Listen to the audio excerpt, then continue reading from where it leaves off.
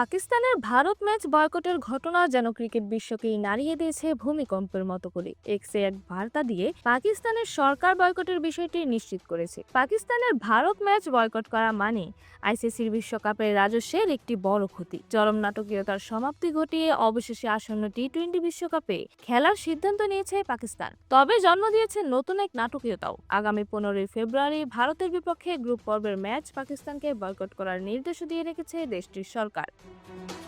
Pakistan Bharat match boycott করা মানে ICC বিশ্বকাপের রাজস্বের একটি বড় ক্ষতি। বিশ্বকাপ থেকে আইসিসি যা আয় করে তার সিংহভাগ আসে ভারত পাকিস্তান ম্যাচ থেকেই, যে কারণে প্রতিবার আইসিসির ইভেন্টে এই দুই দলকে ইচ্ছা করে একই গ্রুপে রাখা হয়। বয়কটের ঘটনায় আইসিসি এক বিবৃতি দিয়ে পাকিস্তানকে সতর্কবার্তা দিয়েছে। বয়কট ইস্যুতে পাকিস্তানকে আইসিসির অনেক ধরনের শাস্তি দিতে পারে বলে খবর প্রকাশ করছে নানা গণমাধ্যম। তবে সাবেক আইসিসি এবং পিসিবি সভাপতি এহসান মানি বলছেন ভিন্ন কথা।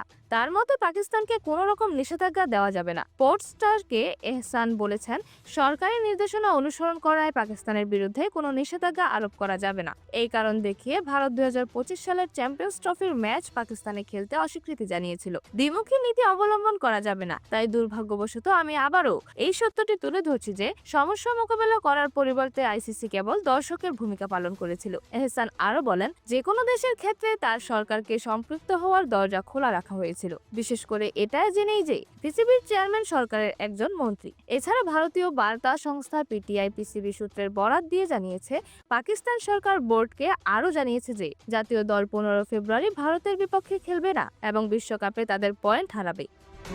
নকআউট পর্বে পাকিস্তানকে ভারতের বিপক্ষে খেলতে হতে পারে এমন পরিস্থিতিতে বোর্ড সেই সময়েও সরকারের নেওয়া যে কোনো সিদ্ধান্ত অনুসরণ করবে। খেলা এখন জমে গেছে দারুণভাবে। দেখা যাক শেষ পর্যন্ত কি ঘটে। 15 ফেব্রুয়ারি কলম্বোতে ভারত পাকিস্তান ম্যাচ মাঠে গড়ানোর কথা রয়েছে।